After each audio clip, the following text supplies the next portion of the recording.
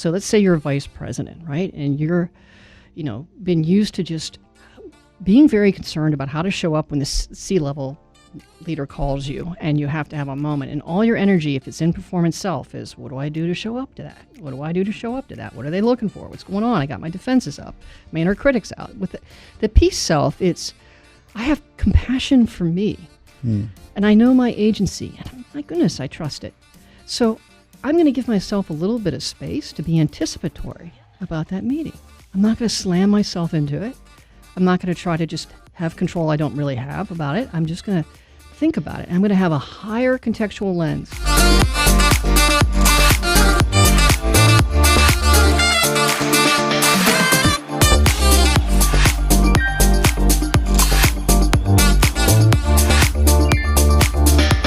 This is the Workplace Therapist Show, and of course, I'm your host, Brandon Smith.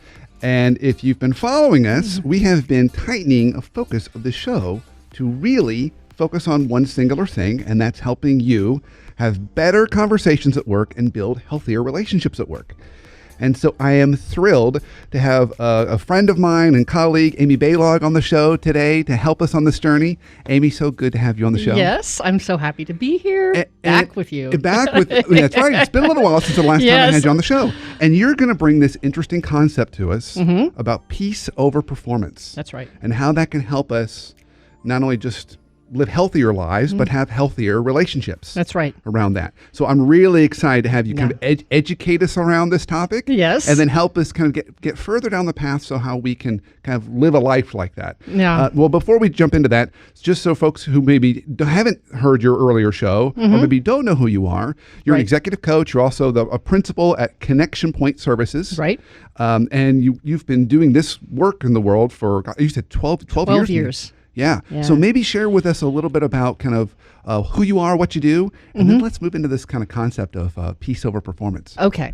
So real quick on me. So I've been in the same field of work as you in some very meaningful and beautiful ways, and which is why I'm so glad we have a path together. And so it's a big part of my practice is executive development. And when I say executive development, my clients are typically 40s, 50s, 60 years old. And they have seen a lot of rodeos. They've lived a full leadership career already. And what we're really doing in our work, and I think you and I share a lot of this too, is really helping them through continued passageways where, leadership is kind of an unrelenting field, And of course now it's interesting to say that in this time, right? Yeah. I mean, we were talking before the show about this idea that, we could have challenges in our life and, have our own, maybe get knocked back in life, get back up and return to the world that we knew. This is the first time in all our lifetimes that the world has sort of had a huge global event. It put us all into this vulnerable collective space and knocked us back. Yeah. And so now, not only are we now trying to reclamber back into our lives, but we're trying to do it in a world that's not in the same place it was or may never be. And so it's really unusual time, and that's not even the right word for it, But our work, you and I, both of our work is to just, there's never not a good time for a leader. Leaders always have to recalibrate. Yeah. Basically. Yeah, I think you're exactly right. And they need people to be able to talk to. Yes. And just when, we think we've figured out what this leadership thing is, and you get a pandemic, you get other things kind of thrown your way. Yes. And then it's like, how do we navigate through that? Right. And so it becomes a challenge. So let's pivot into this idea of peace over performance. Let's do that.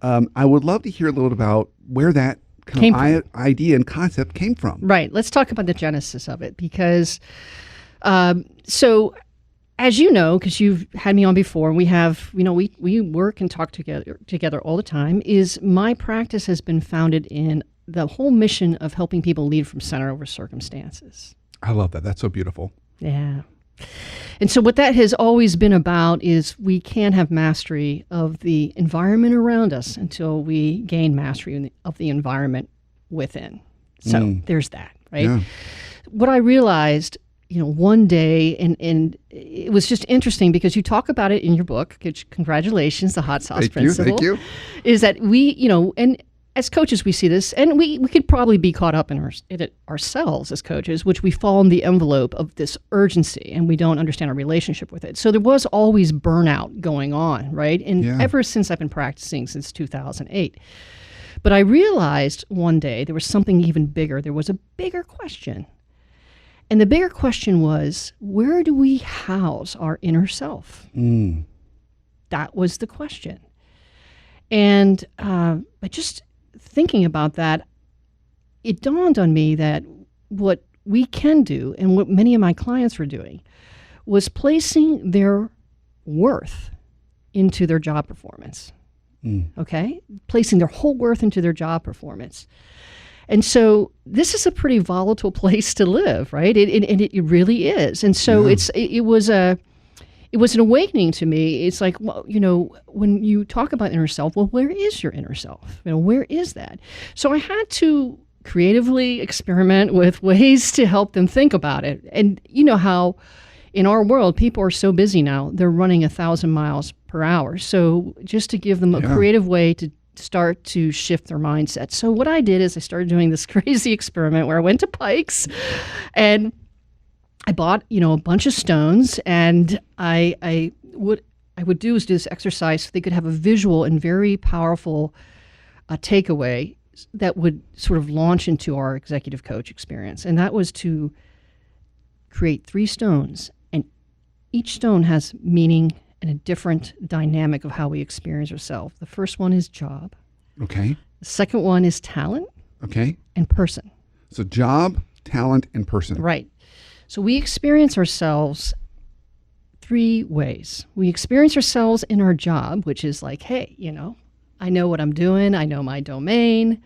I know what I've accomplished in the past. I know what I think I can handle. I know what I want to go after. Our job and feedback, how good we are at work, and all of that. We also experience ourselves in our talent, which is what we trust about ourselves, right? It's the thing we know about ourselves no matter what we're doing, no matter what. I can trust this. And so I have a client that I love to think of because he's so good going into ambiguous situations and finding his way through and helping others do it. And just to have the articulation of what do I trust in myself? And then there's how we experience ourselves in person, which is just living our life, going home, doing laundry, being loved, being a part of our family, understanding life.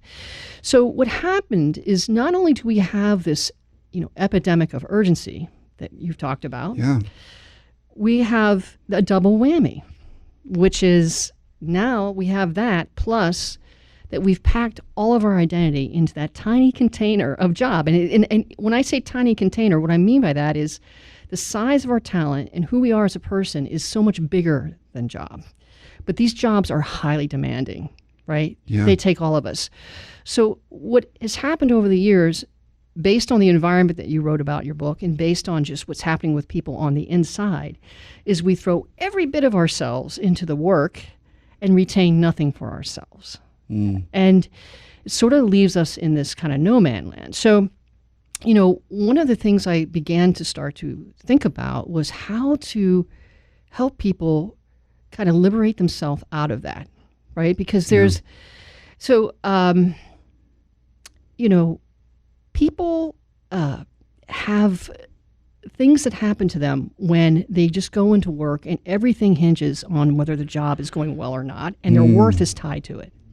And I would imagine even now that's even more frustrating because the goals that you would normally set in a regular year, for a lot of us in the working world, you can't achieve. Right. Because of the pandemic. Right. It's kind of, so you're literally kind of swimming upstream trying to get this stuff done. And if your worth is tied up in those numbers that you can't hit, that could be really frustrating. Yeah. When I was reading your book, I loved your book. When I was reading it, what word came to me with the everything's urgent all the time, everywhere, is a numbness. Yeah.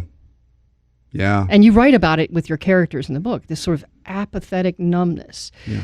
And how dangerous is it to be in that place when you've poured everything that you had for decades of everything you know about yourself into that container of job. So peace over performance. Okay. So when I went into these exercises and getting people like, yeah, okay. And people were like, yeah, I get that. I get that. I get that. I've done that whole thing of putting my identity there. And so what does it mean? So what was interesting when I went to the two stones of talent and person, what was surprising was even people who have seen decades of really accomplished careers couldn't necessarily articulate what I call their agency, their ability to say what it was they deeply trust about themselves and how they knew how to channel that into their leadership and into their careers the way they really wanted to. And that was interesting. And, it could be for a lot of reasons. They didn't get feedback. They never gave themselves time to think about it. Yeah. They've hinged their energy off of what everybody else was asking them to do. And so that was really important. The other thing is they just didn't, there was too much leakage of the quality of their life as a person and how to go back. And then there was getting into those conversations, there was another awakening, is that we can't just experience ourselves as a person in only our performance, Yeah. Even though performance isn't bad, we can't just, and to weave in a little bit of a personal perspective onto that was in 2018, my mom passed away, who's, 93, had a life. And I would say that, my mom's amazing. And she was the kind of person that worried for all of us, right? I definitely get that. But in her last days, she was just filled with peace. It was really incredible.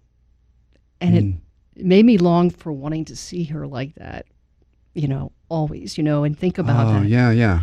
What her life would have been like Right. had she lived more of it in that place. Yeah. And then so I did a full stop after her passing and really got into that. And then I came back to those stones and this dynamic, Yeah. And I said, that was the eureka, is that we need to experience ourselves in our peace. Not by just running at work, go, and then bam, you slam into the weekend and then you're exhausted and you have peace for a few minutes on the weekend. Yeah, that's right. What I'm talking about is experiencing the constancy of our peace self. And to do that is it has to be attached to our performance. So, peace over performance. Yeah. Peace, what I realized, has to fuel our performance. Okay, so it's not an either or. It's not an either or. Okay. Has to be the fuel. Has to be the fuel. So, and so I got it. So people say, why not peace with performance? Whatever. No, it's not that performance is bad, because I'm not saying performance is bad. It's awesome. It really is. Like I say, congratulations, you got a book done, and it's so good.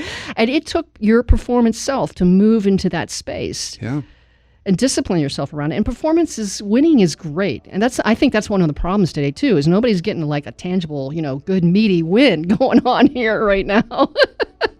We're all getting the wind knocked out of us instead of that. Yeah. So performance is great, but it needs the duet. It needs the source of peace. And so, and then the work behind that is that when we go into the workplace, and this has been something now I've been really a clarion call and dedicating myself to with my clients, is when we work with our peace self, we begin to understand the mechanics of self-compassion. And the self-compassion is what allows us to be much more fluid, present in the moment, and do things that are so different that profoundly affect our work relationships. Okay, so we're getting close to break. So Okay. here's what I want to do. I want to go into break. Yes. When we come back, I want you to help us figure out how do we get that place. Okay. How do we really find that, not only that self-compassion, but that ability to kind of walk through these very challenging times Right. with a sense of peace. All right, 'Cause we'll do it. I desperately want that. So this is really going to be about me, Amy, for the next 13 minutes or so. Okay. So stay tuned. We'll be right back. When we come back from break, we're going to figure out how do we find peace. We'll be right back.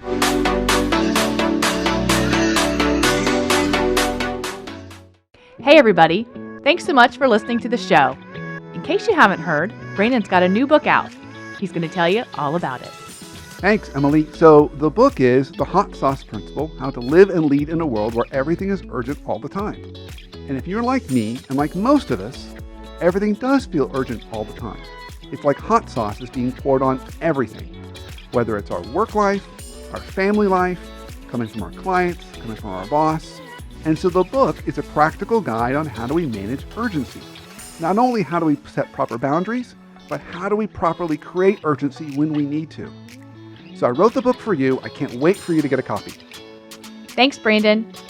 Don't forget to check out The Hot Sauce Principle, available now on Amazon.com. Back to the show.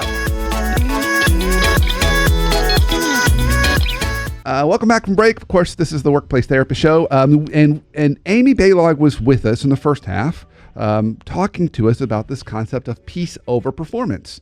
And so, Amy, I teased right before the break. I said, I want some peace. That's right. So tell us, how do we get there? What are some of the steps we can take to not, and I love that you said we're not trading off performance. Not at all. It's more about how we're walking and showing up in the world and how we're treating ourselves and treating others. At least that's my sense. I'm kind of reading into this. Yes. So how do we get there? Okay, so the 3-stone metaphor I gave you, the job, talent, person, and the vernacular of peace self and performance self, I literally use that specific language. Okay, this helps because it gets our brain into the mechanics of all this, right? Yeah.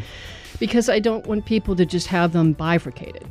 I want peace to be in flow with performance at work in these environments that are unforgiving in some cases. Yeah. So here's what it looks like. The peace self has a different way. This will help you think about it. The peace self has a different way of meeting those three things: person, talent, and job. Okay. The performance self without peace, let's just get that out of the way for a second. The performance self, no peace around, is going to be more likely to fall into that potential inconvenient imposter syndrome at the wrong moment. It's more likely to fall into this kind of harsh inner critic. Yeah, I get it. It's more likely to say, oh boy, how do I need to show up? What do I need to get done?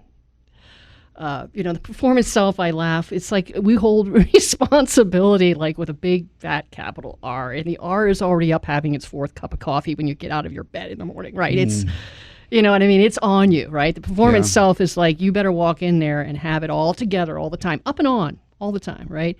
And so the peace self, though, it's very different.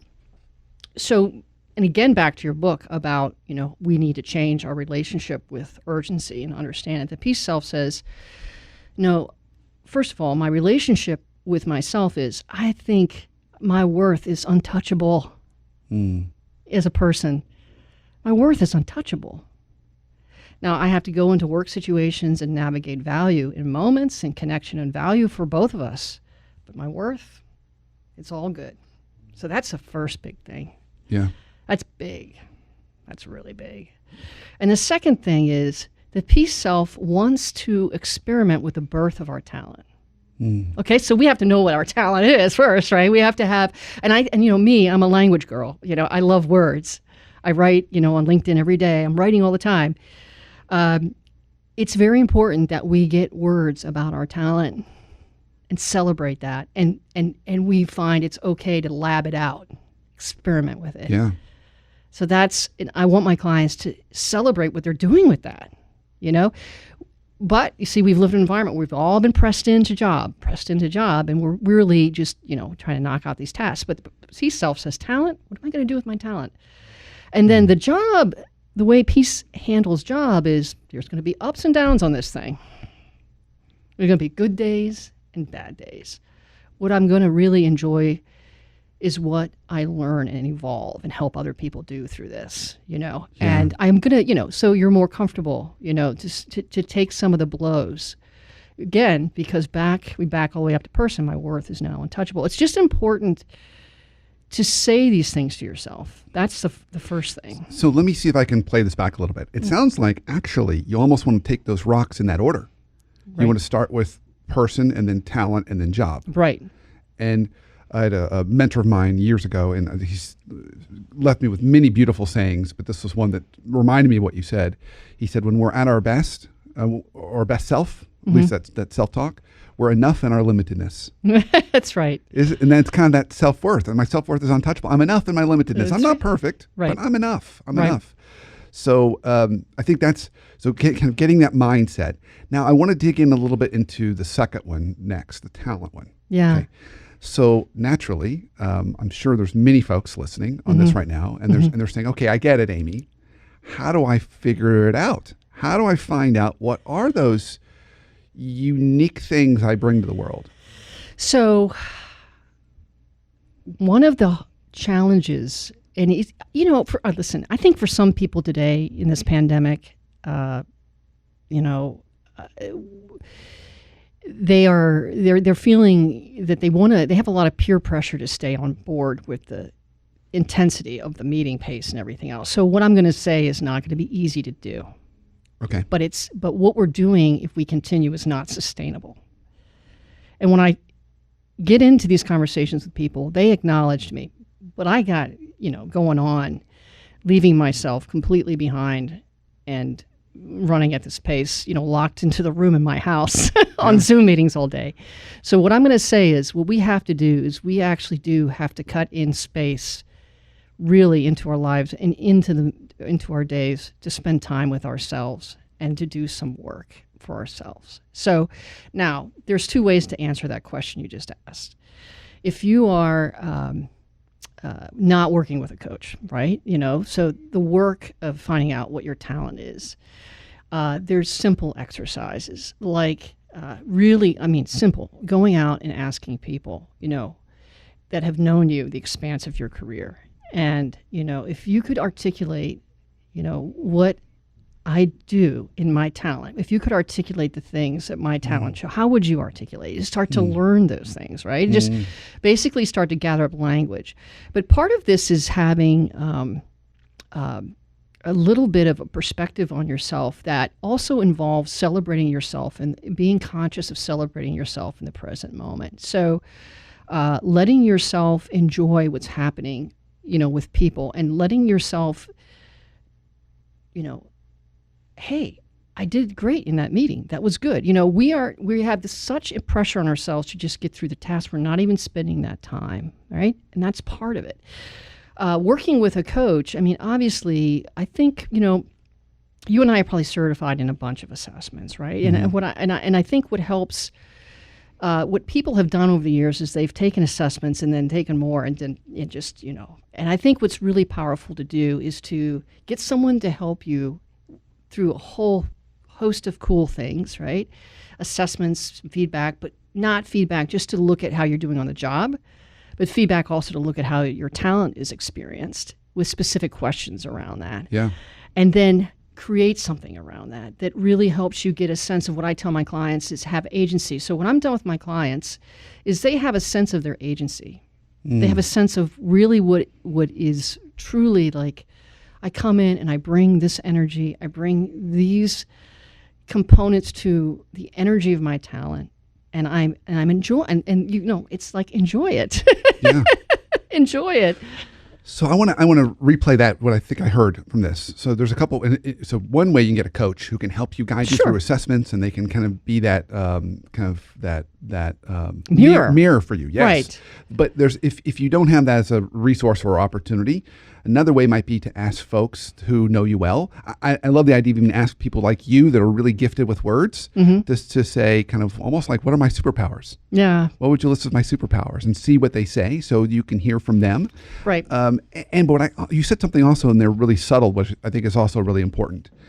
Part of it's also acknowledging when your talent shows up and honoring it. Right. So like, I did really well in that meeting. Right. Like, we're not talking about results. Maybe the results aren't there yet, but how you showed up. Right. I handled that situation well, or I leveraged my talents in that way. And I want to kind of honor myself in that, which I think is really a beautiful thing. Yeah. Here's a cool question people can ask themselves, ask people around them. And the question is, if my talent wrote a story of the work experience we had together that was valuable, what would that story be? Like, in other words, what was the work situation where my talent helps write the story? Yeah. And because the reason why we get around that is because language is a very powerful thing.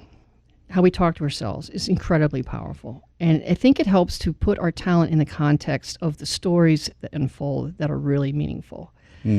So for instance, sometimes when I do feedback, I say, what does this person do when they worked with you that just delighted you, surprised you in a way? And how did that have an impact? And I will bring that language back to my clients, and they'll go, oh, I didn't even know. And I say, okay, now that is part of your agency, right? And they don't, so but here's what this requires. All of this work that we're talking about, you and I, requires we slow down. Yeah. And so we are in a fury of trying to keep up. And there is a real peer pressure and epidemic of urgency that you address in your book. And so it is going to take some courage to come back to that. But it has a profound effect on work relationships. So this is kind of I know we're actually getting close to the end, believe it or not. I want to kind of land our plane on the last rock. Okay, so I want to talk about that performance rock, but I want to talk about it now when peace is underneath it. Right. Okay, so we're performing, but we've got this sense of peace and spirit of peace. Right. What does that look like? How do we show up, and how's that different? So one of the evolutions my clients begin to have, and what we all can have, is that we start to really respect our talent and apply it to ourselves and have self-compassion for ourselves. So here's what that looks like in practical terms. So let's say you're a vice president, right? And you're, been used to just being very concerned about how to show up when the C-level leader calls you and you have to have a moment, and all your energy, if it's in performance self, is what do I do to show up to that? What do I do to show up to that? What are they looking for? What's going on? I got my defenses up, my inner critics out. With the peace self, it's I have compassion for me, and I know my agency, and my goodness, I trust it. So I'm going to give myself a little bit of space to be anticipatory about that meeting. I'm not going to slam myself into it. I'm not going to try to just have control I don't really have about it. I'm just going to think about it. I'm going to have a higher contextual lens. What does that executive need? What's that executive story? What do I need? What's a challenge? So what happens naturally, what the peace self does, is it allows us to be our whole self and respect everything that's in us. And no, our worth is untouchable. So we don't have anything going on under the covers, which is the performance self without peace is the imposter syndrome. It's like, oh, do you really know what you're doing? And what we knock the knees out of that, and we say, listen, I'm going to use everything in myself to really give myself the space that I'm worthy of giving myself to prepare for this meeting, and good for that executive. And I'm going to start asking great questions. I'm going to be more patient. I'm not going to be as triggered because I've invested in this bank of talent that's in me. But to do that, to have really great relationships at work, we have to have a great relationship with ourselves, right? Yeah. And so this is part of why that dynamic is so important. And your peace self is like, whoa, it's cool. You got it, but to get into that space, we need to actually create space in our day to actually allow ourselves to think and know who we are and what we're about. Yeah. So when you were talking, the word grace came to mind for me. Yeah. We got to give ourselves Absolutely. grace, both in terms of how we show up and operate, but also even the grace of time and space. Yes. And to have that trust in ourselves too. Trust our talents, trust our abilities to navigate through it and do it in a way that is true to who we are, not necessarily how we think we're supposed to do it or supposed to show up. You think there's been so much written about how to create trust in the workplace. What do we need to do to trust ourselves? Yeah. That's where it begins. Yeah. But compassionately trust ourselves. It's different. Yeah. Than just being ready to have to prove with all of your worth in a fragile way laying there. Yeah. Well, so Amy, I ask, you may remember this question, a slight version of it. I ask all my guests this question at the very end. Yes. So what would be one simple life hack you have for us for how we can have better either conversations or relationships, either at work or at home? I think to just, I think one life hack is just to absolutely, to know that quality of life is quality of relationships. And one life hack is simply this: prioritize connection over control. Okay. Prioritize connection over control. That's and beautiful. see what that means for you. But, because quality of life is quality of relationships. And by the way, if we had another whole session, I would say control is an illusion, but connections can be real. Yeah, I love that. That's beautiful. So if people want to learn more about you, Yes. connect with you, Okay. where can they go? So, first of all, on LinkedIn, under AMY Balog, Balog, if you find me, I'm writing about peace over performance with the hashtag every single morning. Okay, That's the main thing. great. And then I have a website with connection points spelled with an X in there. So, Beautiful. yes.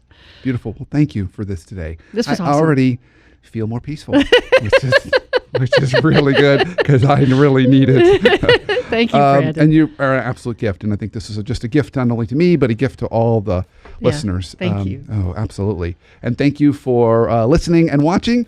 Of course, continue to listen and or watch every week as we put out a new show to help our relationships and our conversations get better. And rate, review, and subscribe to us on iTunes and every other platform, because that's how folks find us. That's how we kind of expand our tribe.